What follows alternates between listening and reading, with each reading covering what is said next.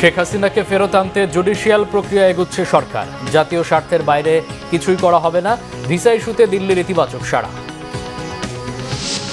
বিরোধী দলকে তুচ্ছ তাচ্ছিল্য না করে সংযত হবার আহ্বান বিরোধী দলীয় নেতার। সরকারকে ওয়াদা ভঙ্গকারী বললেন নাহিদ ইসলাম।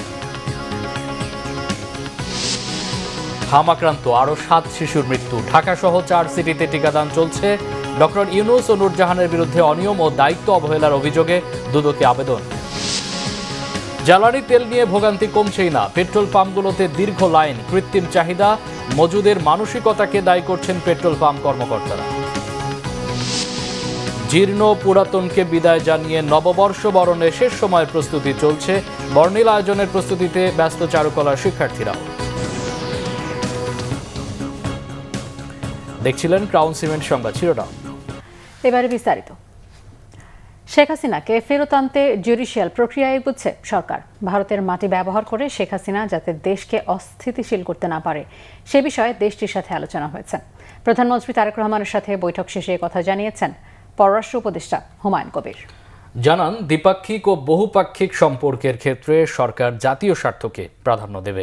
আগামী সপ্তাহেই বাংলাদেশিদের জন্য ভারতের মেডিকেল ও ব্যবসায়িক ভিসা স্বাভাবিক হতে পারে বলে জানান তিনি। রিপোর্ট সৈয়দ আব্দুল মোহিতের। সোমবার সচিবালয়ে প্রধানমন্ত্রী তারেক রহমানের সাথে সৌজন্য সাক্ষাৎ করেন টেলিনর গ্রুপের প্রেসিডেন্ট ও প্রধান নির্বাহী কর্মকর্তা বেনেডিক্টে শিল ব্রেড ফাসমার। সাক্ষাতে ব্যবসা বাণিজ্য, বিনিয়োগ সহ নানা বিষয় নিয়ে আলোচনা হয়। পরে প্রধানমন্ত্রীর সাথে বৈঠক করেন পররাষ্ট্রমন্ত্রী ডক্টর খলিলুর রহমান এবং পররাষ্ট্র উপদেষ্টা হুমায়ুন কবির। তারা জানান, তাদের ভারত সফর অনেকটাই ফলপ্রসূ হয়েছে। ভারত সফর মানে it's a very good start to resetting the relations. তো ওখানে পজিটিভ আলোচনা হয়েছে। মেডিকেল ভিসাগুলা ওপেন আপ সুন, তো ওনারা এটা পজিটিভলি ব্যবসায়িক ভিসা যাতে ওপেন আপ হয়, তো আশা করি এইটা ইন দি কামিং উইকস একটা পজিটিভ দিক, ওই দিক থেকে আমরা দেখতে পাবো। হাসিনার ব্যাপারে তো আমাদের দাবি সবসময় থাকবে, because she is a killer, she has killed 1,500 people in the country and fled. তো ওখান থেকে যাতে কোনো সাবভার্সিভ অ্যাক্টিভিটিস না করে, ওইটা নিয়ে আমরা সবসময় একটা জোরালো আলোচনা রাখবো। এদিকে কৃষি ও কৃষিজাত শিল্পায়নে বিনিয়োগকারীদের সাথে মত বিনিময় করেন প্রধানমন্ত্রী। বৈঠকের পর ব্যবসায়ীরা জানান, বাংলাদেশের কৃষি খাতকে এগিয়ে নিতে আলোচনা হয়েছে তাদের। আমাদের প্রাইভেট সেক্টর থেকে আমরা যা বলেছি, আমাদের মাননীয় প্রধানমন্ত্রী আমাদের কথা শুনেছেন এবং উনি যথোপযুক্ত কাজ করার জন্য দিক নির্দেশনা প্রদান করেছেন এবং আমরা আশাবাদী যে অচিরেই আমাদের এখানে আমরা ব্যাপক উন্নতি সাধন করতে পারবো বলে আমরা আশা করছি। এর আগে পহেলা বৈশাখে প্রধানমন্ত্রী কৃষক কার্ড বিতরণ নিয়ে কথা বলেন উপদেষ্টা মাহাদি আমিন। এবং এই যে শুভযাত্রা, ইনশাআল্লাহ ক্রমান্বয়ে সেটি আমাদের কৃষকদেরকে আরও বেশি অর্থনৈতিকভাবে ক্ষমতায়িত করবে, সমৃদ্ধ করবে, বাংলাদেশকে ইনশাআল্লাহ স্বনির্ভর করবে। সৈয়দ আব্দুল মোহিত, বাংলা ভিশন, ঢাকা। কৃষক কার্ড বিতরণ কর্মসূচি উদ্বোধন করতে কাল টাঙ্গাইল যাবেন প্রধানমন্ত্রী তারেক রহমান। তার সফর ঘিরে টাঙ্গাইল সহ আশেপাশের এলাকাগুলোতে ব্যাপক সাজ রব উৎসবের আমেজ তৈরি হয়েছে। এদিকে প্রধানমন্ত্রীর কর্মসূচি ঘিরে নেওয়া হয়েছে 4 স্তরের নিরাপত্তা। পরিচ্ছন্ন করে তোলা হয়েছে পুরো শহর। টাঙ্গাইল প্রতিনিধি আতাউর রহমান আজাদের প্রতিবেদনে দেখুন বিস্তারিত। শেষ হতে চলেছে টাঙ্গাইলবাসীর প্রতীক্ষা। আসছে পহেলা বৈশাখে এই জেলার সফর করবেন প্রধানমন্ত্রী তারেক রহমান। কর্মসূচির শুরুতে মজলুম জননেতা মাওলানা ভাসানীর মাজার জিয়ারত করবেন তিনি। পরে স্থানীয় স্টেডিয়ামে কৃষকদের মাঝে কৃষক কার্ড বিতরণ করে দেশব্যাপী প্রি পাইলটিং হিসেবে কৃষক কার্ড বিতরণ কর্মসূচির উদ্বোধন করবেন। কৃষক সমাবেশে বক্তব্য রাখার পাশাপাশি পৌর উদ্যানে উদ্বোধন করবেন কৃষি মেলার। তারই সফর উপলক্ষে শহর জুড়ে চলছে সাজসজ্জা। রাস্তাঘাট পরিষ্কার ও মেরামতের পাশাপাশি স্টেডিয়াম মাঠে চলছে মঞ্চ ও প্যান্ডেল তৈরির কাজ। প্রধানমন্ত্রীকে কাছ থেকে দেখার অপেক্ষায় বিএনপির নেতাকর্মী ও সাধারণ মানুষ। কৃষক কার্ড উদ্বোধনটা উনি টাঙ্গাইল থেকে করবেন, এই জন্য আমরা টাঙ্গাইলবাসী গর্বিত। উনি টাঙ্গাইলে আগমন করলে আমাদের টাঙ্গাইলে অনেক উন্নয়ন হবে। এই মহতি এই অনুষ্ঠানের যে ফলাফল, এগুলি আমরা কৃষকরা যেন সুন্দরভাবে পেতে পারি। মাননীয় প্রধানমন্ত্রী তারেক রহমান সাহেব, ওনার এই উদ্যোগের কারণে আমরা খুবই আনন্দিত। সুযোগ সুবিধা দিলে পারা অনেক কৃষক কিষানীরা আছে, তাদের অনেক উপকার হবে। এদিকে সড়কে শৃঙ্খলা বজায় রাখতে সার্বিক সহযোগিতার আশ্বাস জেলা বিএনপির। আমরা টাঙ্গাইল জেলার প্রবেশদ্বার মির্জাপুরের গোড়াই থেকে আমাদের মাননীয় প্রধানমন্ত্রীকে আমরা সম্বর্ধনা দেব শুরু করব এবং রাস্তার দুই ধারে বিএনপির উদ্যোগে সকলেই আমরা আমাদের প্রধানমন্ত্রীকে স্বাগত জানাবো। প্রধানমন্ত্রীর এই সফর সুষ্ঠু ও সফল করতে সকল প্রস্তুতি নিয়েছে জেলা প্রশাসন ও পুলিশ। জনাব সুলতান সালাউদ্দিন টুকু মহোদয়ের সঙ্গে আমাদের মিটিং হয়েছে, তিনি আমাদেরকে সার্বিকভাবে সহযোগিতা করছে। আশা করি এই কৃষক কার্ডের যে অনুষ্ঠানটি সেটি আমরা সফল করতে পারবো। সকল ভেন্যুকে কেন্দ্র করে কিন্তু আমাদের সর্বোচ্চ প্রস্তুতি নেওয়া হয়েছে আইন শৃঙ্খলা বাহিনীর পক্ষ থেকে, বিশেষ করে টাঙ্গাইল জেলা পুলিশের পক্ষ থেকে। এরই মধ্যে ভেন্যু পরিদর্শন সহ ঊর্ধ্বতন কর্মকর্তাদের নিয়ে সমন্বয় সভা করেছেন স্থানীয় সংসদ সদস্য। এই টাঙ্গাইল থেকেই কৃষি কার্ড উদ্বোধন হবে, এটা আমাদের অত্যন্ত গর্বের বিষয়। আমরা সকল ধরনের প্রস্তুতি নিচ্ছি। ইনশাল্লাহ আপনারা দেশবাসী, বিশেষ করে টাঙ্গাইলের মানুষ অত্যন্ত আনন্দের সাথে এই প্রোগ্রামটি গ্রহণ করেছে। প্রধানমন্ত্রীর এই কর্মসূচি বাস্তবায়নের মধ্য দিয়ে পাল্টে যাবে কৃষকদের জীবন, এমনটাই আশা তাদের। Bangla vision news desk. টাঙ্গাইলে প্রধানমন্ত্রী তারেক রহমানের কৃষক কার্ড বিতরণের কর্মসূচি স্থল পরিদর্শন করেছেন 5 মন্ত্রী ও প্রতিমন্ত্রী। কৃষক কার্ড বিতরণ কর্মসূচির উদ্বোধন শেষে সেখানে জনসভায় বক্তব্য রাখবেন প্রধানমন্ত্রী। দুপুরে টাঙ্গাইল শহীদ মারুফ স্টেডিয়াম পরিদর্শন এবং কাজের তদারকি করেন কৃষিমন্ত্রী মোহাম্মদ আমিনুর রশিদ, মুক্তিযুদ্ধ বিষয়ক মন্ত্রী আহমেদ আজম খান, ডাক টেলিযোগাযোগ মন্ত্রী ফকির মাহবুব আনাম, যুব ও ক্রীড়া প্রতিমন্ত্রী আমিনুল হক এবং প্রাণী সম্পদ প্রতিমন্ত্রী সুলতান সালাউদ্দিন টুকু। টাঙ্গাইল সহ দেশের 11টি পয়েন্টে কৃষি কার্ডের প্রি পাইলটিং শুরু হবে। আগামী 4 বছরের মধ্যে সারা দেশে এই কার্ড বিতরণ শেষ হবে বলে জানান প্রাণী সম্পদ প্রতিমন্ত্রী। প্রথম পর্যায়ে টাঙ্গাইল সদর উপজেলায় 1453 জন কৃষক এই কার্ডের সুবিধা পাবেন। টাঙ্গাইলের জনগণ আগামীকালের প্রোগ্রামের ব্যাপারে অত্যন্ত আনন্দিত, গর্বিত যে মাননীয় প্রধানমন্ত্রী কৃষক কার্ড এই টাঙ্গাইল থেকে উদ্বোধন করবেন। এটি ঐতিহাসিক একটি দিন। পারিবারিক রাজতন্ত্র মেনে নেওয়া হবে না বলে হুঁশিয়ারি দিয়েছেন জামায়াতের ইসলামের আমির ডাক্তার শফিকুর রহমান। বিরোধী দলকে তুচ্ছতাচ্ছিল্য না করে সংযত হবার আহ্বানও জানান তিনি। এদিকে সরকারকে ওয়াদা ভঙ্গকারী আখ্যা দিয়েছেন এনসিপির আহ্বায়ক নাহিদ ইসলাম। রিপোর্ট ওমর ফারুকের। রাজধানীর কাকরাইলের আইডিবিতে 11 দলীয় ঐক্যের আয়োজনে গণভোটের রায়ের বিরুদ্ধে সরকার সংকটের মুখোমুখি শীর্ষক এ সেমিনার। এতে অংশ নেন রাজনৈতিক বিশ্লেষক সহ বিশিষ্ট নাগরিকেরাও। রাজনৈতিক অস্থিরতা ও বিভাজনে উদ্বেগ জানান তারা। বলেন, ফ্যাসিবাদী শাসনের দিকে এগিয়ে যাচ্ছে সরকার। আজকে গণভোটকে দুর্বল করবার চেষ্টা করছেন কিংবা গণভোটের আইনি তর্ক তুলছেন, তারা আসলে কতটা জুলাই বিপ্লবকে ধারণ করেন সেটা নিয়ে আমার সন্দেহ আছে। কাজেই আমি বলবো যে জুলাই বিপ্লবকে ধারণ করলে গণভোটকে আমাদের বিনা বাক্যবে এবং বিনা তর্কে আমাদের মেনে নিতে হবে যে এটাই জনগণের অভিপ্রায়। এদিকে জনগণের সাথে ওয়াদা ভঙ্গ করায় সরকারকে কঠিন পরিণতি ভোগের হুঁশিয়ারি দেন এনসিপির আহ্বায়ক নাহিদ ইসলাম। তেল সংকটের কথা আপনারা সকলেই জানেন, কিন্তু আমাদের দুর্ভাগ্য গত 16 বছর যে রাষ্ট্র সংস্কারের কথা আমরা বলেছি, লড়াই আমরা করেছি, অন্তর্বর্তী সরকারের গত 1.5 বছরে যেই জিনিসটা আমরা আলাপ করেছি, এখন আমাদেরকে ঠিক সেই বিষয় নিয়ে কথা বলতে হচ্ছে, সেই বিষয় নিয়ে আলাপ করতে হচ্ছে, সেই বিষয় নিয়ে আবার আন্দোলনের প্রস্তুতি নিতে হচ্ছে। এবং জাতিকে এই দুর্যোগে টেনে এনেছে বিএনপি, ফলে বিএনপিকে এর দায়ভার এবং এর পরিণতি ভোগ করতে হবে। জামায়াতের আমির ডাক্তার শফিকুর রহমান বলেন, জুলাইয়ের বিপক্ষে অবস্থান নিয়ে সরকার পার পাবে না। ইসলামী ব্যাংকে অস্থিরতা তৈরি হলে দেশের অর্থনীতি হুমকিতে পড়বে বলে সতর্ক করেন তিনি। জুলাই নাই, আমরাও নাই। জুলাই আছে, আমরা আছি। জুলাই আছে, সরকার আছে। জুলাই আছে, বিরোধী দল আছে। জুলাই নাই, কিছুই নেই। এই জুলাইয়ের বিপক্ষে অবস্থান নিয়ে সরকার পার পাবে না ইনশাআল্লাহ। সব কিছু কুক্ষিগত করছেন বাংলাদেশ ব্যাংক। বাংলাদেশ ব্যাংকে অভ্যুত্থান করার পরে এখন দেশের সবচেয়ে বড় ব্যাংক, এখন ইসলামী ব্যাংকে আবার নতুন করে অভ্যুত্থান শুরু হয়েছে। যে ব্যাংক দেশের রিমিটেন্সের শতকরা 32% একা আহরণ করে, এই ব্যাংকের যদি অস্তিত্ব বিপন্ন হয়, বাংলাদেশের অর্থনীতি বঙ্গোপসাগরে চলে।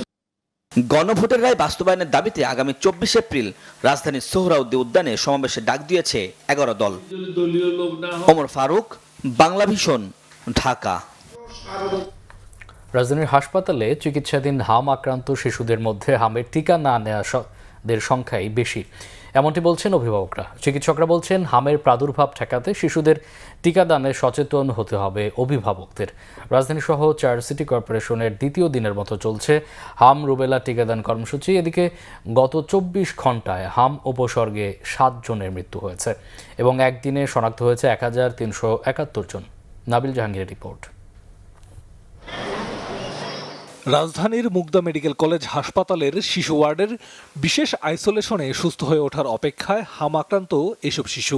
কেউ 3 দিন, কেউ 5 দিন, কেউ বা ছাড়া পাবে 2-1 দিনের মধ্যেই। অভিভাবকদের সাথে কথা বলে জানা গেল, টিকা না দেয়া শিশুরাই সবথেকে বেশি হামে আক্রান্ত হচ্ছে। না, দেওয়া হয় না। আপনার টিকার কার্ডে তো একদম শেষের দিকে হামের টিকাটা, তো ওকে 9 মাসের টিকাটাই দেওয়া হয়েছে। ভর্তি 6 দিন, জ্বর হয়েছে আরো 3-4 দিন আগে থেকে, না আগে হামের টিকা দেয়নি। মুগদা মেডিকেল কলেজ হাসপাতালের উপপরিচালক ডাক্তার মোহাম্মদ নুরুল ইসলাম জানালেন, অন্য দিনের তুলনায় রোগীর সংখ্যা কিছুটা বেড়েছে। সরকার যে টিকা কার্যক্রম চালু করেছেন, এতে সবাই মিলে টিকা নেওয়া শুরু করলে বা আস্তে আস্তে এই রোগীর আক্রান্তের হার কমতে থাকবে। আর এর মধ্যে যদি রোগীর সংখ্যা আপাতত বাড়েও, তো সেটাও ভর্তি রেখে চিকিৎসা দেওয়ার ব্যবস্থা বা প্রস্তুতি আমাদের এখানে আছে। ঢাকা সহ 4 সিটি কর্পোরেশনে হাম রুবেলা টিকাদান কর্মসূচির দ্বিতীয় দিনেও রাজধানীর টিকা কেন্দ্রগুলোতে অভিভাবকদের স্বতঃস্ফূর্ত উপস্থিতি দেখা গেছে। এ বিষয়ে সকলকে সচেতন হওয়ার তাগিদ দিলেন সন্তানকে টিকা দিতে নিয়ে আসা অভিভাবকরা। যেহেতু সারা দেশে হামের একটা প্রাদুর্ভাব দেখা দিয়েছে, সেজন্যই আমি আমার বাচ্চাকে নিয়ে এসেছি। যদিও আমি এর আগে ওর ভ্যাকসিন কমপ্লিট করেছি, কিন্তু রিসেন্টলি এই আউটব্রেকের কারণে ওকে আমি নিয়ে এসেছি। আমি মনে করি যে একজন সচেতন নাগরিক হিসেবে এবং মা হিসেবে এটা দেওয়া উচিত। তো 15 মাসের ভ্যাকসিনটা অফ ছিল, ওইটা আজকে দিলাম। গভর্নমেন্ট ইমিডিয়েট যে বাচ্চাদের টিকাদানের যে কর্মসূচিটা খুব দ্রুততার সাথে শুরু করছে, এটার জন্য গভর্নমেন্টকে ধন্যবাদ। 5 বছর পর্যন্ত প্রতিটা বাবা মা প্রতিটা তাদের বাড়ির কাছে আশেপাশে যে ক্যাম্পগুলো আছে সেখানে যান এবং টিকাটা নিয়ে নেন। 4 সিটিতে টিকাদান শেষে 20 এপ্রিল থেকে সারা দেশে হাম রুবেলার টিকা ও বুস্টার ডোজ প্রদান কর্মসূচি শুরু হবে। নাবিল জাহাঙ্গীর, বাংলা ভিশন, ঢাকা। রাজধানীর বাইরেও বেড়ে চলেছে হামে আক্রান্তের সংখ্যা। হাসপাতালগুলোতে প্রতিদিনই উপসর্গ নিয়ে ভর্তি হচ্ছে নতুন রোগী। স্বাস্থ্য অধিদপ্তর এক সংবাদ বিজ্ঞপ্তিতে জানিয়েছেন, হাম আক্রান্ত হয়ে গত 24 ঘন্টায় সারা দেশে 7 শিশুর মৃত্যু হয়েছে। নতুন শনাক্ত 1371 জন। চট্টগ্রামে গত 24 ঘন্টায় নতুন করে আরও 19 শিশু হামের উপসর্গ নিয়ে সরকারি বেসরকারি হাসপাতালে ভর্তি হয়েছে। গতকাল পর্যন্ত হামের উপসর্গ নিয়ে চিকিৎসাধীন রয়েছে 69 শিশু। এছাড়া এখন পর্যন্ত চট্টগ্রামে 35 জনের হাম শনাক্ত হয়েছে এবং হামের উপসর্গ নিয়ে মৃত্যু হয়েছে 1 জনের। অপরদিকে গতকাল পর্যন্ত 23 শিশুর নমুনা পরীক্ষার জন্য ঢাকার ন্যাশনাল পোলিও অ্যান্ড মিজলস রুবেলার ল্যাবরেটরিতে পাঠানো হয়েছে। এখন মোট নমুনা পাঠানো হয়েছে 328 শিশুর। ময়মনসিংহ মেডিকেল কলেজ হাসপাতালের হাম আইসোলেশন ওয়ার্ডে গত 24 ঘন্টায় হামের লক্ষণ নিয়ে নতুন ভর্তি হয়েছে আরও 28 শিশু। বর্তমানে 76 শিশু চিকিৎসাধীন রয়েছে। হাসপাতাল কর্তৃপক্ষ জানিয়েছে, গত 17 মার্চ থেকে আজ সকাল পর্যন্ত হামের লক্ষণ নিয়ে মোট 425 শিশু ভর্তি হয়েছে। রোগীদের চিকিৎসায় হাসপাতালের 64 শয্যা বিশিষ্ট আলাদা আইসোলেশন ওয়ার্ড করা হয়েছে। সেখানে 3টি মেডিকেল টিম গঠন করে চিকিৎসা চলছে। চাঁপাইনবাবগঞ্জে হামের প্রাদুর্ভাব উদ্বেগজনক হারে বাড়ছে। নতুন করে আরও 50 জন হাম উপসর্গ নিয়ে হাসপাতালে ভর্তি হয়েছে। নিয়ে চলতি বছরের শুরু থেকে এখন পর্যন্ত মোট ভর্তি রোগীর সংখ্যা দাঁড়িয়েছে 627 জনে। এরই মধ্যে হামে আক্রান্ত হয়ে মৃতের সংখ্যা বেড়ে 7 জনে পৌঁছেছে। হাম ও অন্যান্য রোগের টিকা ও সিরিঞ্জ ক্রয়ে অর্থ আত্মসাৎ, অনিয়ম ও দুর্নীতির বিষয়ে তদন্তপূর্বক সাবেক প্রধান উপদেষ্টা ডক্টর ইউনূস ও সাবেক স্বাস্থ্য উপদেষ্টা ডক্টর নূরজাহান বেগম সহ সংশ্লিষ্টদের বিরুদ্ধে ব্যবস্থা নিতে দুর্নীতি দমন কমিশন দুদকে আবেদন করা হয়েছে। সুপ্রিম কোর্টের আইনজীবী বিপ্লব কুমার দাস ও ব্যারিস্টার সানাউল্লাহ নূরে সাগর এ বিষয়ে দুদক চেয়ারম্যান বরাবর আবেদন জমা দিয়েছেন। আবেদনে বলা হয়েছে, সম্প্রতি সারা দেশে হামের প্রাদুর্ভাবে শতাধিক শিশুর মৃত্যুর বিষয়টি রাষ্ট্রের একজন সচেতন নাগরিক ও আইনজীবী হিসেবে তাকে ব্যথিত উদ্বিগ্ন করেছে। আবেদনে হামসহ বিভিন্ন রোগের টিকার সংকট এবং এর ফলে হামের প্রকোপ বেড়ে যাওয়া ও শিশু মৃত্যু নিয়ে বিভিন্ন গণমাধ্যমে প্রকাশিত সংবাদের কথা উল্লেখ করা হয়েছে। হামের টিকা ও সিরিঞ্জের অভাবকে পূর্ববর্তী সরকারের সৃষ্ট সমস্যা বলেও আবেদনে অভিযোগ করা হয়েছে। আজকের দিন পর্যন্ত 179 জন শিশু মারা গেছে এই হামে।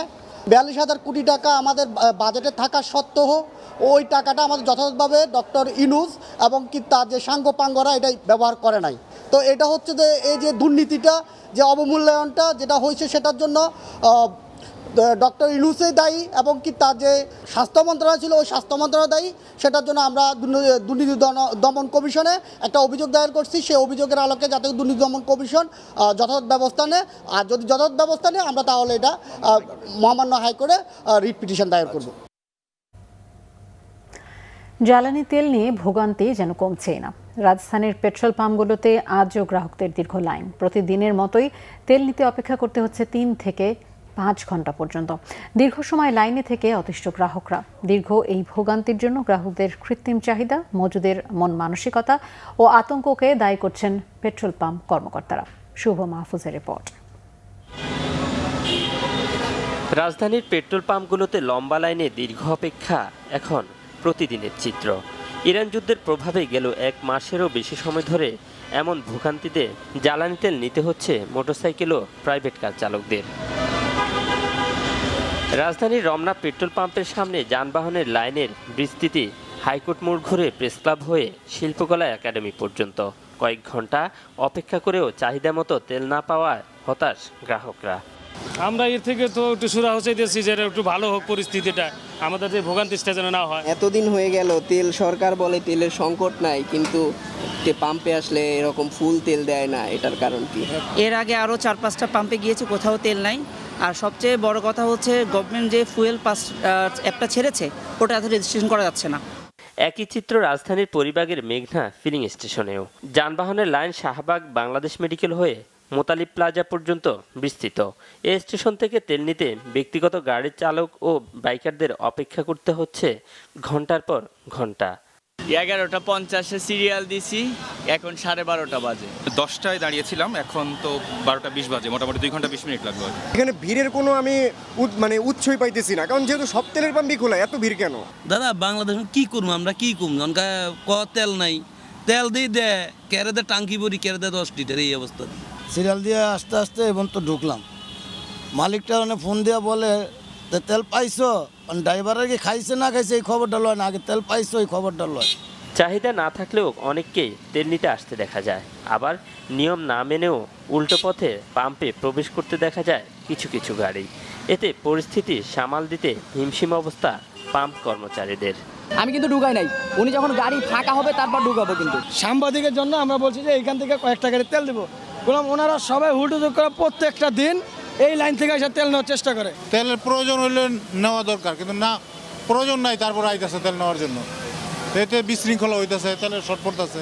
পেট্রোল পাম্পের কর্মকর্তারা বলছেন, কৃত্রিম চাহিদার পাশাপাশি মজুদের মানসিকতা না কমলে এমন সংকট সহসাই কাটা সম্ভব নয়। এই যে কোটি কোটি লিটার তেল যদি তারা বিভিন্ন গাড়িতে, বাইকে এবং বাসায় মজুদ রাখে, তাহলে সরকার কিভাবে তাকে সাপোর্ট দিবে? এটা শুধুমাত্র মানুষ প্যানিক হয়ে শুধু এটা একদম ইন্টেনশনালি একটা ক্রাইসিস সৃষ্টি করতে যাচ্ছে। এটা থেকে যদি বের হয়ে না আসে তাহলে এই ক্রাইসিস শেষ হবে না। যা ক্রাইসিস ছিল এখনও তার চেয়ে বেশি, কমে তো নাই, তার চেয়ে বেশি। আর সরকার যদি প্রয়োজনীয় ব্যবস্থা গ্রহণ না করে, কিউআর কোড দিছে 7টা পেট্রোল পাম্পে, শুনছি আমি। এখন কিউআর কোড দেওয়া যদি হয় তাহলে সব পাম্পে দিয়ে দেখ, আর যদি তা না হয় তাহলে অন্য কোনভাবে হবে সেটা আল্লাহ জানে আর সরকার জানে। আমরা তো কিছু করতে পারবো না, আমরা সেবা দিয়ে যাচ্ছি। সরকারের কাছে তেল আছে, সরকার তেল দিচ্ছে, কিন্তু এখানে পাবলিকের তো বলতেছে আমরা তেল পাচ্ছি না, আমি কি করব? জ্বালানি তেলের এই পরিস্থিতি মোকাবেলায় সরকারকে দ্রুত কার্যকর ব্যবস্থা নেওয়ার আহ্বান সবার। শুভ মাহফুজ, বাংলা ভিশন, ঢাকা। বাংলা নববর্ষ 1433 কাল বরণের আয়োজনে ব্যস্ত চারুকলার শিক্ষার্থী ও শিল্পীরা। মোটিফ, মুখোশ, পটচিত্র রাঙিয়ে তুলছেন রং তুলির ছোঁয়ায়। পরিবারের সদস্যদের নিয়ে অনেকেই ভিড় জমাচ্ছেন চারুকলায়। এদিকে বৈশাখী শোভাযাত্রা ও রমনা বটমূলে ছায়ানটের অনুষ্ঠান ঘিরে বাড়তি নিরাপত্তা নেওয়া হয়েছে। এবারের শোভাযাত্রার প্রতিপাদ্য ঐকতান, গণতন্ত্র পুনরুত্থান। আরিফিন শাওনের রিপোর্ট। পুরনো বছরের জীর্ণতা আর গ্লানি ভুলে নতুন বছরকে বরণ করতে শেষ সময়ের প্রস্তুতি ঢাকা বিশ্ববিদ্যালয়ের চারুকলা অনুষদে। রং তুলির ছোঁয়ায় ফুটিয়ে তোলা হচ্ছে মোটিভগুলোকে। বর্ণিল রঙিন চিত্রকর্মে তুলে ধরা হয়েছে বাঙালির শত শত বছরের সংস্কৃতি পটচিত্র, যেখানে ফুটে উঠেছে বাংলার মুখ ও বিভিন্ন চরিত্র। মুখোশ ঘরে তৈরি করা হচ্ছে বিভিন্ন ধরনের মুখোশ ও পাখি। কাজের অগ্রগতি বলতে এখন মনে করেন যে 98 ভাগই হয়ে গেছে, মানে 2% আছে শুধু এখন কালার করবে। মূল স্ট্রাকচারের কাজ কিন্তু ফিনিশ হয়ে গেছে। 5টা মোটিভের ভিতরে কাঠের হাতি, মাটির ঘোড়া, পায়রা, মোরগ এবং দোতারা, এছাড়া শান্তির প্রতীক হিসেবে পায়রা থাকছে, আমাদের দেশজ উপাদান হিসেবে দোতারা থাকছে। আর এখানে অন্তরের ভালোবাসা, এখানে আমার মা, মাটি, দেশ, এখানে আমার সরাসরি বাংলাদেশ জড়িত। সেই কারণে সব কিছু উপেক্ষা করে আমরা আমাদের বাংলাদেশকে আমাদের মতো করে আমাদের সংস্কৃতি তুলে ধরব, এটা হচ্ছে আমাদের সবচেয়ে বড় পাওয়া। এসব শিল্পকর্ম দেখতে চারুকলায় ভিড় করেন দর্শনার্থীরা। অনেকেই আসেন পরিবার পরিজন নিয়ে, প্রিয়জনদের সাথে নিয়ে তুলছেন ছবি। চান্স পাওয়ার নতুন স্টুডেন্টের যেমন আমেজ, তেমন আমার বৈশাখেরও আমেজ। তা একটু বেশি ভালো লাগতেছে যে একটু ঘুরছি, একটু ছবি তুলছি। ছোটবেলা থেকে আম্মু দেখা যেত ঘুম থেকে উঠে আমরা হচ্ছে চিরা, খই এগুলো খেতাম, বা আব্বুকে শুনতাম হালখাতার একটা ব্যাপার ছিল। তো এই জিনিসগুলো এখন পর্যন্তই আসলে আনা উচিত। আমরা যে কালচারালি কতটা সমৃদ্ধ সেটা আমাদের জেনারেশনের পরেও সেটা কোথাও না কোথাও এইসব ট্রেন্ড হলেও এইসবের মধ্য দিয়ে যে যাচ্ছে সেটা একটা ভালো লাগার বিষয়। ভালো লাগে যে এত গরম তার মধ্যেও যে মানুষ এসে মানে এত কালারফুল হয়ে আসছে, এটাই দেখতে ভালো লাগে। এই যে পটচিত্র থেকে শুরু করে আমাদের ঐতিহ্য, এই আশেপাশে যত কারুকার্য দেখছেন, এই সব কিছুই আমাদের জন্য দরকার জানার জন্য যে আমাদের ইতিহাসটা কেমন ছিল। বছর জুড়েই পহেলা বৈশাখ উদযাপনের অপেক্ষায় থাকেন ক্যাম্পাসের শিক্ষার্থীরা। বাঙালি সংস্কৃতি ঐতিহ্যের প্রাচুর্যে ভরা দিনটি ঘিরে তাদের নানা আয়োজন। এখন যে জেনজি জেনারেশন বলি, যে সেটা যে শুধু পশ কালচার বা ওয়েস্টার্ন কালচার মেনটেন করছে, ব্যাপারটা কিন্তু তা না। নতুন বছরকে সুন্দর করে স্বাগত জানানোর জন্য যেভাবে যে যা করা উচিত ওরাও হচ্ছে তাই করে বেড়াচ্ছে। পুরো থিমটা খুব ভালো লাগছে, মানে এতটা রঙিন যে আমাদের মানে প্রত্যেক দিনকে আমরা আনন্দে রাঙিয়ে দিতে চাই। নববর্ষে যেভাবে এবার আমরা রঙিন থিমে রেখেছি, তো খুবই ভালো লাগছে সব। এই যে চারিপাশ অনেক সুন্দর করে সাজানো হয়েছে, অনেক রঙিন। অ্যান্ড প্ল্যান হচ্ছে যে ফ্রেন্ডরা মিলে সবাই শাড়ি পরবো, ঘুরবো, ছবি তুলবো, আর কি এই কালচার আমরা পালন করতে যাই। বৈশাখী শোভাযাত্রা ও রমনা বটমূলে ছায়ানটের বর্ষবরণের আয়োজন নির্বিঘ্ন করতে নেওয়া হয়েছে ব্যাপক নিরাপত্তা। যে কোনো ধরনের নাশকতা এবং হামলার মোকাবেলায় র্যাব স্পেশাল কমান্ডো ফোর্স প্রস্তুত রাখা হয়েছে। গোয়েন্দা তথ্য, সাইবার মনিটরিং সহ অন্যান্য তথ্য বিশ্লেষণপূর্বক বাংলা নববর্ষকে কেন্দ্র করে নাশকতার ব্যাপারে কোনো সুনির্দিষ্ট তথ্য এখন পর্যন্ত পাওয়া যায়নি। ইন্টারনেটে গুজব ছড়িয়ে যেন কেউ অনাকাঙ্ক্ষিত কিছু ঘটাতে না পারে, সেজন্য নজরদারিতে থাকবে cyber team. Arfin Shaon, Bangla vision, Dhaka. Bangla নববর্ষ 1433 উপলক্ষে দেশবাসীকে শুভেচ্ছা জানিয়েছেন রাষ্ট্রপতি মোহাম্মদ শাহাবুদ্দিন ও প্রধানমন্ত্রী তারেক রহমান। পহেলা বৈশাখের উষ্ণ শুভেচ্ছা জানিয়ে রাষ্ট্রপতি মোহাম্মদ শাহাবুদ্দিন বলেন, জাতি, ধর্ম ও বর্ণের ভেদাভেদ অতিক্রম করে পহেলা বৈশাখ সবার জন্য হয়ে ওঠে এক আনন্দ ও মিলনের দিন। বর্তমান বৈশ্বিক বাস্তবতায় দেশ নানা চ্যালেঞ্জের সম্মুখীন। এই প্রেক্ষাপটে সবাইকে আরও সংযমী, ধৈর্যশীল ও দায়িত্বশীল হবার আহ্বান জানান তিনি।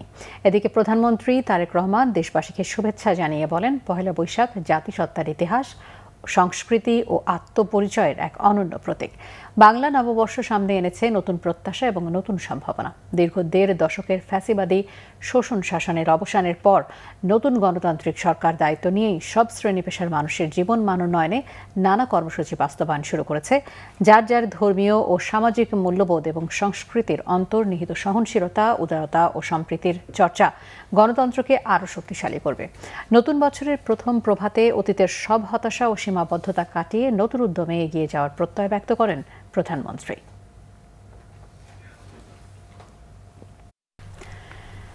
অবসরের পর বিচারপতিদের লাভজনক পদে যাওয়ার প্রবণতা বিচার কাজকে প্রভাবিত করে, এমনকি তার স্বার্থের দ্বন্দ্বও তৈরি করে বলে মনে করেন আইনজীবী মোহাম্মদ আসাদুজ্জামান। সুপ্রিম কোর্ট অডিটোরিয়ামে অ্যাটর্নি জেনারেল অফিস এবং ইউএনডিপির যৌথ উদ্যোগে বিভিন্ন বিশ্ববিদ্যালয়ের আইন বিভাগের শিক্ষার্থীদের ইন্টার্নশিপ প্রোগ্রামের সমাপনী অনুষ্ঠানে তিনি কথা বলেন। পার্লামেন্ট সদস্যদের গবেষণা কাজের জন্য একজন করে ইন্টার্ন দেয়া যায় কিনা সে বিষয়ে প্রধানমন্ত্রীকে প্রস্তাব পাঠানো হবে বলেও জানান আইনমন্ত্রী। অনুষ্ঠানে উপস্থিত ছিলেন অ্যাটর্নি জেনারেল রুহুল কুদ্দুস, কাজল, সুইডেন ও নরওয়ের রাষ্ট্রদূত ও ইউএনডিপি প্রতিনিধিরা। পরে দ্বিতীয় ব্যাচের ওরিয়েন্টেশন প্রোগ্রামে শিক্ষার্থীদের শপথ পড়ানো হয়।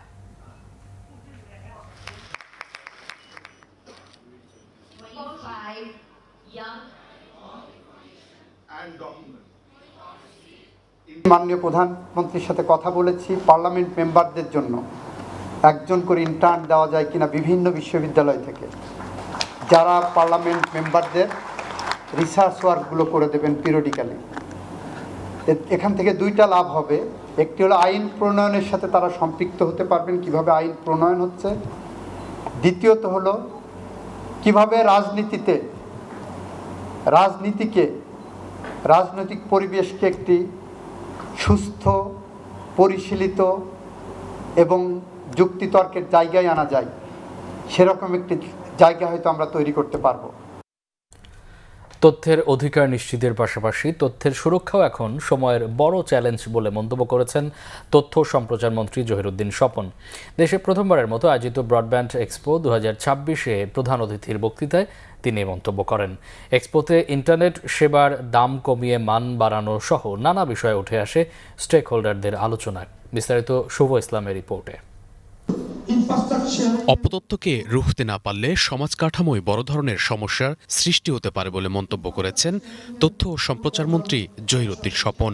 সোমবার রাজধানীর চীনমৈত্রী সম্মেলন কেন্দ্রে আইএসপিএবি আয়োজিত ব্রডব্যান্ড এক্সপো 2026-এর উদ্বোধনী অনুষ্ঠানে প্রধান অতিথির বক্তব্যে তিনি এমন মন্তব্য করেন। তিনি বলেন, এখন অধিকারের সাথে সাথে তথ্য সুরক্ষার বিষয়েও সজাগ জনগণ। এখন যখন মানুষ তথ্যের অধিকারের কথা বলে, সে কিন্তু অপতথ্যের হাত থেকে সুরক্ষার অধিকারটাও কিন্তু চায়। ফলে এরকম পরিস্থিতিতে যখনই তাকে আমি মিস ইনফরমেশন থেকে ডিসইনফরমেশন থেকে সুরক্ষা দিতে পারবো না, অথবা এই বিষয়ে মনোযোগ না দিয়ে শুধুমাত্র অবাধ তথ্য প্রবাহের ক্ষেত্রেই যদি মনোযোগটা দিই, তাহলে কিন্তু দেখা যাবে যে অপতথ্য এবং বিকৃত তথ্যের কারণে সমাজ, রাজনীতি, কাঠামো, অর্থনীতি সবকিছুতে একটা ভয়াবহ সমস্যা তৈরি হয়ে যেতে পারে। ফিক্সড নেটওয়ার্ক এবং মোবাইল সাবস্ক্রাইবারে বিশ্ব র্যাঙ্কিংয়ে দেশের অবস্থান শীর্ষ হলেও সেবার মানের তুলনায় তলানিতে অবস্থান বাংলাদেশের। এমন প্রেক্ষিতে দেশের এই খাত নিয়ে সরকারের পরিকল্পনার কথা জানান প্রধানমন্ত্রীর আইসিটি বিষয়ক উপদেষ্টা। যেভাবে আমরা দেখি না কেন, আমরা ওয়ার্ল্ডের সাবস্ক্রাইবারের পয়েন্ট অফ ভিউ থেকে মোবাইল নেটওয়ার্ক এবং ফিক্সড নেটওয়ার্কে আমরা ওয়ার্ল্ডের টপ 20-তে, কিন্তু যখন সার্ভিসে আমরা ওয়ার্ল্ডের 92তম, 93তম কিংবা 120তম। এবং আপনি যদি দেখেন যে আমাদের আগে যে দেশগুলো, যে আমাদের পার্শ্ববর্তী দেশগুলো, শুধু ইন্ডিয়া কিংবা পাকিস্তান, ইভেন ছোট ছোট দেশগুলো, নেপাল, ভুটান, মালদ্বীপ, এদেরও অনেকে কিন্তু আমাদের সামনে আছে সার্ভিসের পয়েন্ট অফ ভিউ থেকে। এটা আমাদের collective failure and collective responsibility যে আমরা আগামী 5 বছরে নট অনলি আমরা ওয়ার্ল্ডের সাবস্ক্রাইবার পয়েন্ট অফ ভিউ থেকে আমরা টপ 20 না টপ 10-এ থাকতে চাই, এবং সার্ভিস পয়েন্ট অফ ভিউ থেকে আমরা টপ 10, টপ 20-তে আসতে চাই। আয়োজনে দেশের ইন্টারনেট সেবাদাতা প্রতিষ্ঠানদের সংগঠন আইএসপিএবি তাদের বিভিন্ন দাবি দেওয়া তুলে ধরেন। বিষয়টি আমলে নিয়ে যৌক্তিক সমাধানের আশ্বাস দেন বিটিআরসি। এবারের ব্রডব্যান্ড এক্সপোতে 10টি প্যাভিলিয়ন, 35টি মিনি প্যাভিলিয়ন এবং 20টি স্টল সহ বিশ্ববিদ্যালয়ের শিক্ষার্থীদের রোবোটিক্স ও আইটি ভিত্তিক প্রায় 25টি প্রদর্শনী চলবে বুধবার পর্যন্ত। শুভ ইসলাম, বাংলাভিশন, ঢাকা। তথ্য ও সম্প্রচার মন্ত্রী জহিরুদ্দিন স্বপন জানিয়েছেন, তরুণদের মধ্যে মূল্যবোধ বৃদ্ধিতে কাজ করতে নির্দেশনা দিয়েছেন প্রধানমন্ত্রী তারেক রহমান। এই জন্য তথ্য মন্ত্রণালয় পরিকল্পনা গ্রহণ করেছে। রাজধানীতে রেসিডেন্সিয়াল মডেল কলেজে অনুষ্ঠিত বিতর্ক উৎসবের সমাপনী অনুষ্ঠানে এসব বলেন তিনি। তথ্য ও সম্প্রচার মন্ত্রী জানান, গণমাধ্যমে বিভিন্ন শিক্ষামূলক কন্টেন্ট প্রচারের মাধ্যমে তরুণদের মধ্যে মূল্যবোধ বাড়ানোর উদ্যোগ নেওয়া হবে। বলেন, শুধু লেখাপড়া নয়, তরুণদের মধ্যে সামাজিক মূল্যবোধ বৃদ্ধি করতে না পারলে সুস্থ ও মানবিক সমাজ গড়ে উঠবে না। শিক্ষার্থীদের মধ্যে বিতর্ক প্রতিযোগিতার তাগিদ দিয়ে তথ্যমন্ত্রী বলেন, শিক্ষা ব্যবস্থার মধ্যে নতুন নতুন বিষয় অন্তর্ভুক্ত করতে হবে।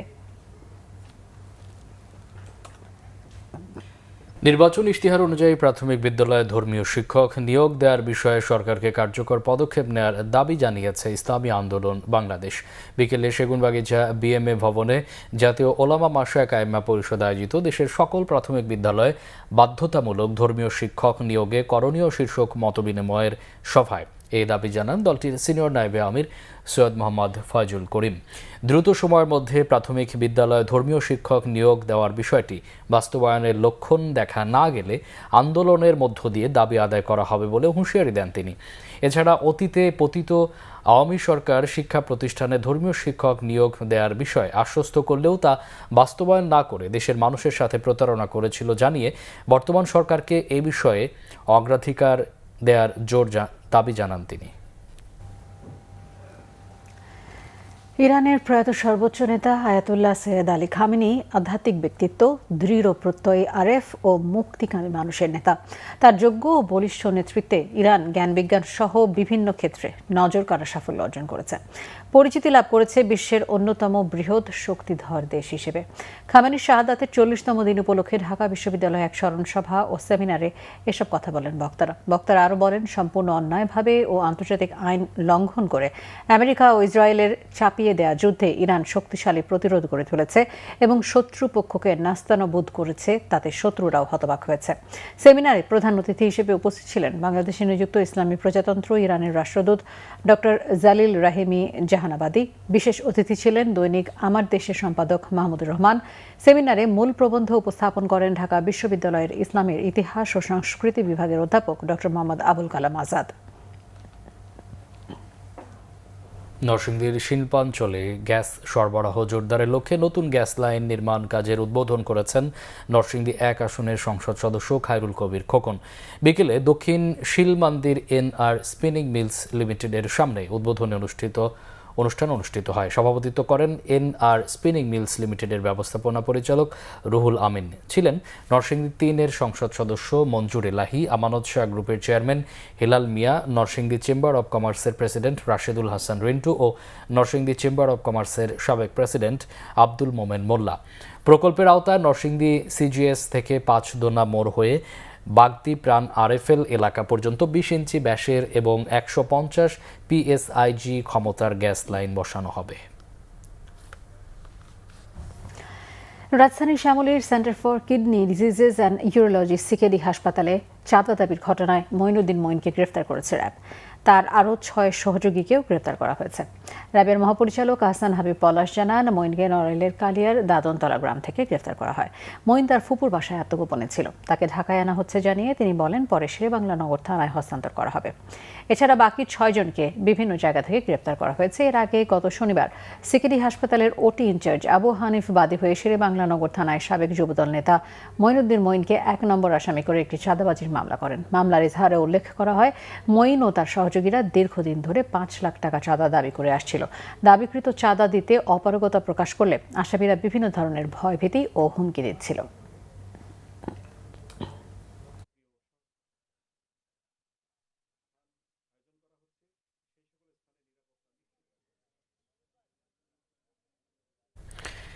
কিশোর গ্যাংয়ের দৌরাত্ম্য আবারও বেড়েছে রাজধানীর মোহাম্মদপুরের বসিলা, পশ্চিম জাফরাবাদ ও রায়েরবাজার বুদ্ধিজীবী রোড এলাকায়। ছিনতাই, অপহরণ, মাদক ব্যবসাসহ নানা অপরাধে তারা সম্প্রতি আরও বেপরোয়া। আধিপত্য বিস্তার নিয়ে কিশোর গ্যাংয়ের অন্যতম হোতা এলেক্স ইমন নিহতের ঘটনায় ফের আলোচনায় তাদের কর্মকাণ্ড। এতে চরম আতঙ্কে এলাকাবাসী। রিপোর্ট করছেন ফজলে রাব্বি। ঘটনা গেল রবিবার বিকাল 4:30টার। রায়েরবাজার বুদ্ধিজীবী সড়কের বিপরীত পাশের একটি সিসিটিভি ফুটেজে দেখা যায়, ইমন গ্রুপের মূল হোতা ইমন ওরফে এক্সেল ইমনকে ধারালো অস্ত্র দিয়ে কোপাচ্ছে কয়েকজন যুবক। পরে সোহরাওয়ার্দী হাসপাতালে নেওয়া হয় ইমনকে। সেখানে চিকিৎসক তাকে মৃত ঘোষণা করেন। এ ঘটনায় জড়িত অভিযোগে গ্রেপ্তার করা হয় 3 জনকে। তাদের কাছ থেকে উদ্ধার করা হয় দেশীয় অস্ত্র। মোহাম্মদপুরের কিশোর গ্যাং দমনে আইন শৃঙ্খলা বাহিনী তৎপর রয়েছে বলে জানান র্যাব মহাপরিচালক। বলেন, নিহত ইমনও ছিল কুখ্যাত সন্ত্রাসী। তার বিরুদ্ধে বিভিন্ন থানায় রয়েছে 18টির বেশি মামলা। 18টা যার মামলা, তার দায় কি সবই পুলিশ নেবে বা র্যাব নেবে? এটা কি এই প্রশ্ন তো জবাব আপনি আমার কাছে খুঁজলে হবে না। আমি দায় নেবও না। আমার কাজ হচ্ছে যখন অপরাধ করবো না, আমি অপরাধী পেয়ে দেবো, তখন আমি তাকে গ্রেফতার করবো। যার বিরুদ্ধে 18টা মামলা, সে কিভাবে বাইরে থাকলো সেই প্রশ্ন আপনি তাদেরকে করেন। আটক তো নিত্যই হচ্ছে। 18টা মামলা মানে কি? তার মধ্যে সে আটক হয়েছে বলে তো 18টা মামলা তার আছে। এটাই তো বোঝা যায় কতবার সে আটক হয়েছে। এদিকে দিন দিন কিশোর গ্যাংয়ের এমন বেপরোয়া আচরণের পেছনে পুলিশের নিষ্ক্রিয়তাকেই বড় কারণ হিসেবে দেখছে এলাকাবাসী। আমরা 4-5 বছর ধরে এদিকে চলাফেরা করি, বাট হইতেছে যে পরিবর্তন কোনো কিছু নাই ভাই। কিন্তু সরকার চাইলে, আইন শৃঙ্খলা চাইলে যে কোনো কিছুই সম্ভব। যদি বলে 1 ঘন্টার মধ্যে মাদক অফ, পুরো বাংলাদেশে সব জায়গায় অফ করা সম্ভব, কিন্তু এটা চাইতে হবে। আমার মনে হয় না চাওয়ার মতো কোনো মনোবল আছে তাদের। আমরা রিক্সে থাকি ভাই। বিগত 20 বছর থেকেই দেখতেছি একই অবস্থা, মারামারি, খুনাখুনি, ছিনতাই, ডাকাতি যা আছে রোডের বুদ্ধিজীবী 1 নম্বর গেটের মুখের মধ্যেই কাজগুলো চলে এবং আশেপাশেই ভাড়া থাকে, কিন্তু কোনো বাড়িওয়ালা বলে না। আমরা আইন শৃঙ্খলা বাহিনীর কাছে চাই সবসময় আসুক, দেখুক, এরা ধরুক, এটাই তো চাই। কিন্তু সবসময় দেখি ধাওয়া পাল্টা ধাওয়া এগুলোই হইতেছে, আমরা সবসময় আতঙ্কের ভিতরে থাকি। রাজনীতি ও আধিপত্য বিস্তারে কিশোর গ্যাংকে কাজে লাগানোর কারণে দিন দিন আরও বেপরোয়া হয়ে উঠছে তারা। ফজলে রাব্বি, বাংলা ভিশন, ঢাকা। ঈদুল আজহা উপলক্ষে দেশ জুড়ে শুরু হয়েছে দেশের শীর্ষস্থানীয় ব্র্যান্ড মার্সেলের ডিজিটাল ক্যাম্পেইন সিজন 24। প্রতিবারের মতো ক্যাম্পেইনের এই সিজনেও মার্সেল পণ্যে গ্রাহকদের জন্য রয়েছে বিশেষ আকর্ষণ। যে কোনো পণ্য কিনে ক্রেতারা পাচ্ছেন 10 লাখ টাকা পাওয়ার সুযোগ। এছাড়াও রয়েছে আকর্ষণীয় অঙ্কের ক্যাশব্যাক সহ লক্ষ লক্ষ টাকার নিশ্চিত ক্যাশ ভাউচার। চলতি বছরের ঈদুল আজহা পর্যন্ত দেশ জুড়ে মার্সেল পণ্য ক্রয়ে এসব সুবিধা পাবেন ক্রেতারা। রাজধানীর মার্সেল কর্পোরেট অফিসে অনুষ্ঠিত ডিজিটাল ক্যাম্পেইন সিজন 24-এর উদ্বোধনী অনুষ্ঠানে এসব তথ্য জানানো হয়। সিজন উদ্বোধন করেন প্রতিষ্ঠানের ব্যবস্থাপনা পরিচালক SM মাহবুবুল আলম। উপস্থিত ছিলেন জনপ্রিয় অভিনেত্রী খেয়া পায়েল, অভিনেতা ইরফান সাজ্জাদ, মার্সেলার head of business Hossain Mohammad, Ruhin Sabbir প্রমুখ। বিক্রয়োত্তর সেবা কার্যক্রমকে অটোমেশনের আওতায় আনতে ডিজিটাল কাস্টমার ডাটাবেজ গড়ে তোলার উদ্দেশ্যে এই উদ্যোগ বলে জানান সংশ্লিষ্টরা। ডিজিটাল ক্যাম্পেইন সিজন 24 চলাকালীন ক্রেতারা দেশ জুড়ে Marcel fridge, AC, washing machine অথবা সিলিং ফ্যান কেনার পর নাম, মোবাইল নাম্বার ও সংশ্লিষ্ট পণ্যের বারকোড ডিজিটাল রেজিস্ট্রেশন করছেন। পরে সম্পূর্ণ কম্পিউটারাইজড সিস্টেমে মার্সেলের কাছ থেকে ফিরতি SMS এর মাধ্যমে ক্রেতাদের 10 লাখ টাকা আকর্ষণীয় অঙ্কের ক্যাশব্যাক বা নিশ্চিত উপহার পাওয়ার তথ্য জানিয়ে দেওয়া হচ্ছে।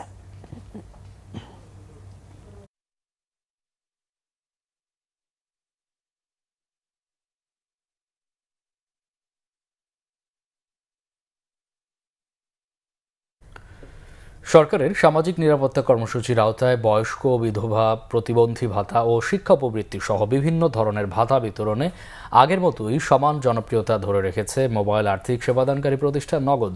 শুধু তাই নয়, গত কয়েক বছরে নিরবিচ্ছিন্ন সেবা প্রদানের ধারাবাহিকতায় নগদ উন্মুক্ত ভাতা বিতরণ কার্যক্রমেও উপকারভোগীদের পছন্দের শীর্ষে বলে জানানো হয়েছে। এ বিষয়ে নগদের chief corporate affairs officer Mohammad Shamsul Islam বলেছেন, ভাতা, উপবৃত্তি ও সরকারি অনুদান বিতরণে নগদ সবসময়ই গ্রাহকদের পছন্দের ওপরের দিকেই থাকে। নগদের উপর আস্থা রাখায় গ্রাহক এবং সরকারের প্রতি বিশেষ কৃতজ্ঞতা ও ধন্যবাদ জানিয়েছেন তিনি। জানান, 2024-25 অর্থ বছরে সরকার 9,000 কোটি টাকার সামাজিক নিরাপত্তা ভাতা নগদের মাধ্যমে বিতরণ করেছে। চলতি অর্থ বছরে এই অঙ্ক আরও অনেক বড় হবে। সহজে যে কোনো জায়গায় নগদের ক্যাশ আউট করার সুবিধা ও সর্বনিম্ন ক্যাশ আউট চার্জের জন্য শুরু থেকেই ভাতাভোগীদের পছন্দের তালিকার শীর্ষে নগদ রয়েছে বলেও জানিয়েছেন তিনি। এসব অঙ্কের বাইরেও একই সময়ে সরকার সামাজিক নিরাপত্তা বেষ্টনীর আওতায় পরীক্ষামূলকভাবে ফ্যামিলি কার্ড কর্মসূচির অর্থ বিতরণও নগদের মাধ্যমে করা হয়েছে বলে জানান তিনি। দলের ব্যর্থতার দায়ে কোচ আলফাজকে বরখাস্ত করা কোনো সমাধান নয় বলে মনে করেন মোহামেডান স্পোর্টিং ক্লাবের খেলোয়াড়রা। মাসের পর মাস বেতন বকেয়া থাকা ও ভালো দল গড়তে না পারার প্রভাব পড়েছে দলের খেলায়।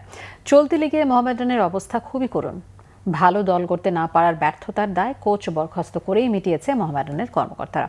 অথচ মোহামেডানকে প্রথমবারের মতো পেশাদার লিগ শিরোপা জিতিয়েছেন কোচ আলফাজ আহমেদই।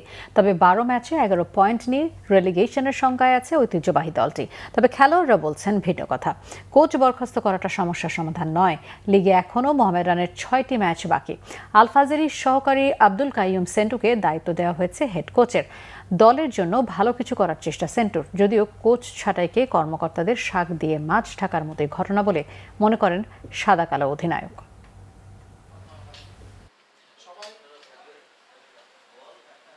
মোহামেডানের কোচ হিসেবে উনি সাফল যে 6টা উনি চ্যাম্পিয়ন, 6টা ফাইনাল খেলাইছে অলরেডি, মোস্ট অফ দুইটা ট্রফি ফেডারেশন কাপ, লিগের 2টা ট্রফি পাইছে। আসলে এরকম কোচকে এইভাবে ছ্যাক করা আসলে আমার মতে হয় ঠিক হয়নি। উনি ফার্স্ট থেকে বলতে পারতো যে আপনাকে নেবো না। আমার মনে হয় এটা ঠিক হয়নি। এখন অফিসিয়াল ভালো জানে, আমি তো আসলে অফিসিয়ালের পার্ট না, আমি তো আসলে প্লেয়ার পার্ট। কোচের দোষ এখানে আমি দেবো না, এখানে ম্যানেজমেন্টের ম্যাক্সিমাম তোকে ম্যানেজমেন্টকে দোষ দেবো আমি, কারণটা ওরা আমাদের সঠিক সময় বেতন দেয়নি। আসলে বেতনের চিন্তা করলে খেলার সঙ্গে বেতনে আসলে অ্যাডজাস্ট না, আমরা রেজাল্ট পাচ্ছি না আমরা। আর দেখা যায় কোচ ম্যানেজার এই দুইজনে আমাদেরকে অনেক রিকোয়েস্ট করে আমাদের খেলাইছে। প্র্যাকটিসে আমরা স্ট্রাইক করছি, প্র্যাকটিস করবো না, ওরা রিকোয়েস্ট করছে, আমরা খেলছি, আমরা কিন্তু কোনো ম্যানেজমেন্টকে পাই নাই। স্পেশালি ঈদের আগে সবাইকে আমাদের 2 মাস করে দিয়েছে টাকা, এখনো 5-6 মাসের মতো আছে। সো আশা করি এখন এটা নিয়ে আসলে আমরা এখন খুব বেশি চিন্তা না, যেহেতু নতুন কমিটি আসছেন, লোকমান ভাই বলছেন, আজকে তো বাবু ভাই বললো টাকা নিয়ে ওরিড হওয়ার কিছু নাই। প্লেয়ারদের হয়তো 4 মাসের বাকি, খুব বেশি কিছু না। তো বস এগুলো ইনশাল্লাহ সব সমস্যার সমাধান হয়ে যাবে। আমি যখন খেলতাম তখন সে ম্যানেজার। আবারও আন্তর্জাতিক মানে ফিরছে বগুড়া শহীদ চান্দু স্টেডিয়াম, সেজন্য কাজ শুরু করেছে জাতীয় ক্রীড়া পরিষদ। স্টেডিয়াম পরিদর্শন শেষে ক্রীড়া প্রতিমন্ত্রী মোহাম্মদ আমিনুল হক বলেছেন, শুধু ক্রিকেট ফেরানোই নয়, রাজশাহী বিভাগের অত্যাধুনিক স্পোর্টস ভিলেজ হবে এই ভেন্যুকে ঘিরেই। একসময় বাংলাদেশ ক্রিকেটে অন্যতম সেরা ভেন্যু ছিল বগুড়ার শহীদ চান্দু স্টেডিয়াম। মহান মুক্তিযুদ্ধের এক লড়াকু যোদ্ধা বগুড়ার শহীদ বীর মাসুদুল আলম খান চান্দুর নামে এই স্টেডিয়ামের নামকরণ। কিন্তু গত প্রায় 1.5 দশক এই ভেন্যুতে ক্রিকেটকে নির্বাসনে পাঠানো হয়। অথচ শ্রীলঙ্কার বিপক্ষে বাংলাদেশের প্রথম ওয়ানডে জয় এবং ওয়ানডেতে বাংলাদেশের প্রথম 300 রানের দলীয় ইনিংসের জন্য এই ভেন্যুটি ইতিহাস হয়ে রয়েছে। তবে আসার কথা সোমবার শহীদ চান্দু স্টেডিয়ামে নিজের প্রথম পরিদর্শনে আবারও আন্তর্জাতিক ক্রিকেট ফিরিয়ে আনার ঘোষণা দিয়েছেন ক্রীড়া প্রতিমন্ত্রী মোহাম্মদ আমিনুল হক। তিনি জানান, একসময়ের অত্যন্ত গুরুত্বপূর্ণ এই আন্তর্জাতিক ভেন্যুটি দীর্ঘদিন জরাজীর্ণ অবস্থায় পড়ে থাকলেও বর্তমান সরকার এটিকে আইসিসির নির্ধারিত স্ট্যান্ডার্ড অনুযায়ী পুনর্গঠনের উদ্যোগ নিয়েছে। আগামী জুলাই মাসে নারী বিপিএল আয়োজনের একটি পরিকল্পনা রয়েছে এই ভেন্যুতে। মন্ত্রী জানান, স্টেডিয়ামের flood light, dressing room, gallery এবং ড্রেনেজ সিস্টেমের যে জরাজীর্ণ অবস্থা, সেগুলো সংস্কার ইতিমধ্যে জাতীয় ক্রীড়া পরিষদ কাজ শুরু করেছে।